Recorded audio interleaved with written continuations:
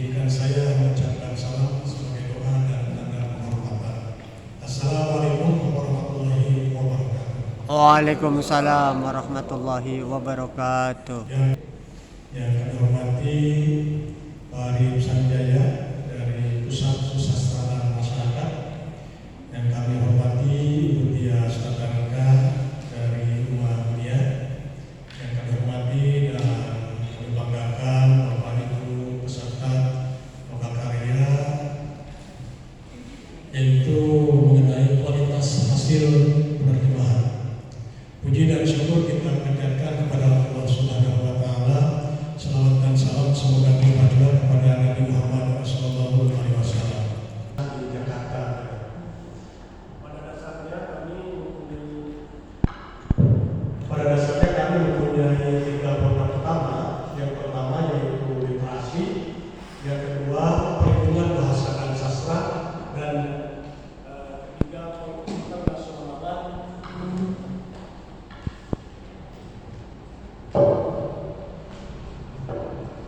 Ya, yang ketiga penginternasionalan bahasa Indonesia. Nah, untuk yang pertama tadi literasi, kalau bagi kami itu merupakan satu rumpun yang cukup besar, artinya karena di dalamnya diampuni oleh beberapa kegiatan, dan kegiatan tersebut kemudian juga dilaksanakan oleh yang namanya kelompok kepakaran layanan profesional atau KPLP. Nah, itu kurang lebih juga dikelola oleh 4 kelompok kepakaran literasi. Sedangkan untuk perlindungan bahasa dan sastra itu diampu oleh satu KPLP, itu oleh KPLP perlindungan bahasa dan sastra atau juga pemoderanan bahasa dan sastra. Kemudian yang ketiga yaitu penginternasionalan bahasa Indonesia. Nah, untuk penginternasionalan bahasa Indonesia ini diampu oleh 2 kegiatan atau juga 2 KPLP, yaitu yang pertama oleh BIPA, jadi bahasa Indonesia untuk penduduk asing, dan kedua itu oleh KPLP penerjemah. Nah, jadi makanya hasil pertemuan ini adalah masuknya pada program penginternasionalan bahasa Indonesia. Nah, Bapak yang saya hormati, khususnya untuk tahun 2022 diawali bulan Maret kemarin, Badan Pengembangan dan Pembinaan Bahasa yang merupakan salah satu lembaga di luar instansi yaitu Kemendikbudristek sedang fokus juga berkaitan dengan upaya penginternasionalan bahasa Indonesia oleh 2 KPLP tersebut. Satu tadi BIPA, jadi bahasa Indonesia untuk tutor asing ini dilaksanakan di dalam negeri sendiri kerjasama dengan berbagai pihak, salah satunya adalah APP BIPA, kemudian juga dengan berbagai universitas. Lupa juga yaitu dengan berbagai dinas, salah satunya yaitu dinas tenaga kerja. Karena khususnya di Banten, berdasarkan data kami cukup banyak juga tenaga asing yang berada di Banten, sehingga ini kami memberikan suatu fasilitas berkaitan dengan untuk belajar bahasa Indonesia bagi penutur asing tersebut. Dan kemudian untuk di luar negeri itu kurang lebih kami melaksanakan pelajaran bahasa Indonesia di 48 negara. Jadi di 48 negara tersebut dilaksanakan pelajaran atau juga pembelajaran bahasa Indonesia untuk penutur asing, dan tentu ini sudah cukup lama gitu, dan sehingga diharapkan dari penutur asing yang belajar bahasa Indonesia tersebut itu memberikan jejak bahwasanya mereka nanti mempunyai kemahiran tertentu untuk berbahasa Indonesia. Kenapa ini berkaitan dengan bahasa Indonesia? Karena jelas bahasa Indonesia itu sudah diamanatkan dengan berbagai undang-undang, baik dari dulu itu mengenai Sumpah Pemuda Republik ketiga menuju Bahasa Persatuan Bahasa Indonesia, kemudian juga dalam Undang-Undang Dasar Negara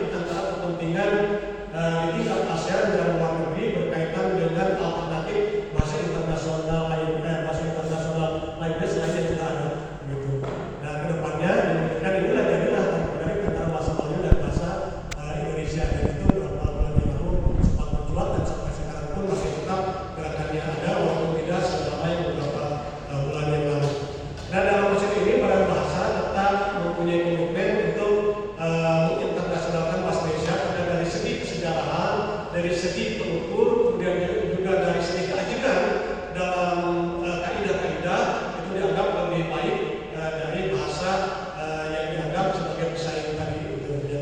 Jadi ini menjadi harapan ke depannya dan juga itu sudah ada dalam Undang-Undang nomor 24 tahun 2009 tentang bendera bahasa lambang negara serta lambang kebangsaan itu pasal 44 kalau tidak salah yang menyatakan bahwasanya pemerintah akan berupaya meningkatkan fungsi bahasa Indonesia menjadi bahasa internasional. Itu sudah diamanatkan dalam undang-undang ini terus diupayakan. Dan kemudian berkaitan dengan internasional tersebut selain tadi MIPA yaitu penerjemahan, yaitu penerjemahan. Nah, jadi ini dua kegiatan gitu. Nah, penerjemahan yang dimaksud yaitu dari karya-karya sastra ataupun juga tulisan-tulisan berkaitan bahasa dan sastra dari luar negeri itu masuk ke Indonesia, kurang lebih ada 5.000 buku dan kemudian oleh para penerjemah ini diterjemahkan ke dalam bahasa Indonesia. Dan kemudian nanti juga diharapkan ada pendekatan secara budaya, paling tidak kalau budaya agak beda, tapi ada secara pendekatan secara psikologis. Ternyata kita juga punya perhatian terhadap karya-karya sastra, kemudian karya-karya dalam bentuk buku dan sebagainya itu dari tingkat nasional, internasional yang dibawa ke Indonesia. Dan ini juga tentunya tidak sembarangan, tapi sudah adanya suatu penyaringan tertentu gitu. Karena pada motonya adalah pada intinya yaitu berkaitan adanya muatan budi pekerti gitu. Jadi berkaitan dengan sastra juga berkaitan dengan budi pekertinya.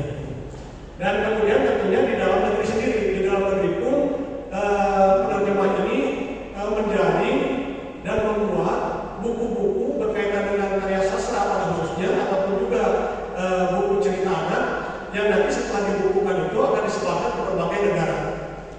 Ke berbagai negara dalam bentuknya adalah bahasa daerah dan juga bahasa Indonesia. Jadi kami memang punya motto yaitu utamakan bahasa Indonesia. Jadi bahasa Indonesia ini diutamakan, ya tentu berkaitan dengan di mananya, kapannya, gitu, dan bagaimananya. Kemudian juga lestarikan bahasa daerah. Di Banten terutama kurang lebih ada 5 bahasa daerah, gitu. Dan ini juga kami berupaya untuk melestarikannya. Salah satunya melalui upaya penerjemahan itu. Ya. Kemudian juga kuasai bahasa asing, gitu.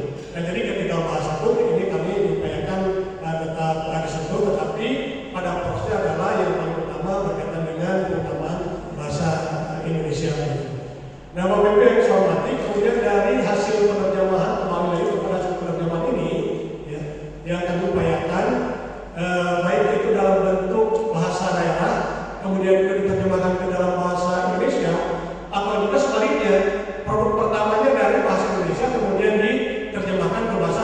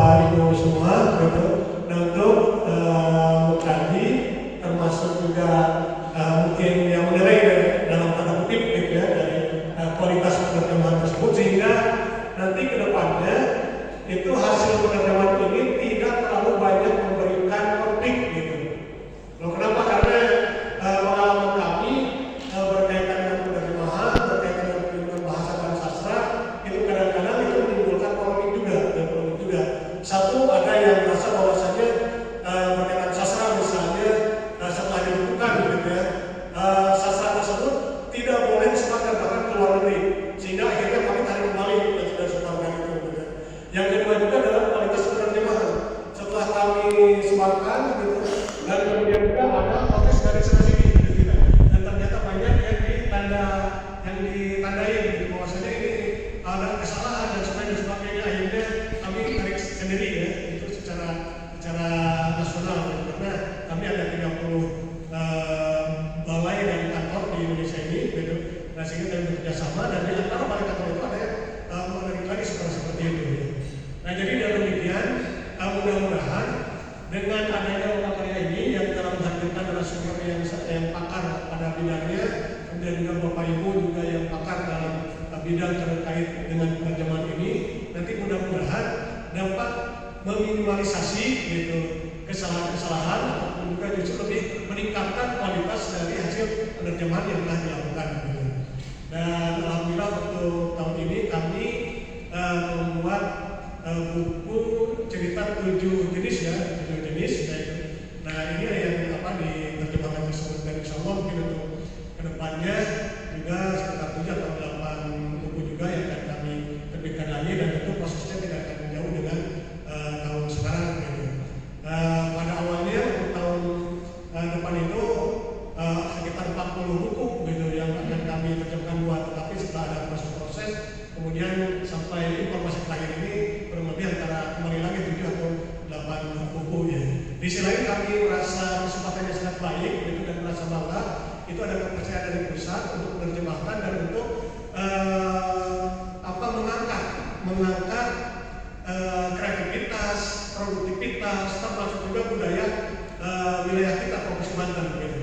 Karena yang kami harapkan dari cerita-cerita anak tersebut itu ada muatan-muatan lokal ya, ataupun juga muatan-muatan yang berkaitan kearifan lokal gitu.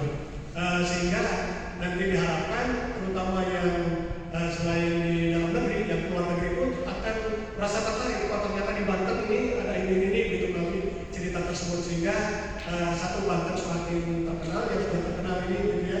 Kemudian juga nanti mereka itu akan tertarik juga ya datang ke Banten gitu. Karena ini bukan hanya sebatas wacana, karena sudah menjadi kenyataan ketika orang luar negeri membaca cerita, membaca tentang Banten, mereka tertarik datang akhirnya ke Banten gitu. Cerita tentang Baduy, ternyata itu unik, sangat inspiratif juga, dan sangat baik. Mereka pun akhirnya datang ke Baduy gitu. Nah ini pun tentu merupakan satu momentum yang sangat baik juga berkaitan dengan pertemuan ini untuk mengangkat provinsi Banten itu sendiri gitu. Bapak Ibu, rupanya demikian yang dapat saya sampaikan.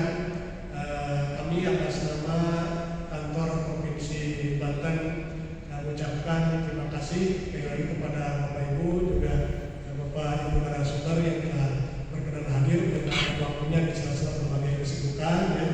Dan mudah-mudahan nanti kita mendapatkan hasil kualitas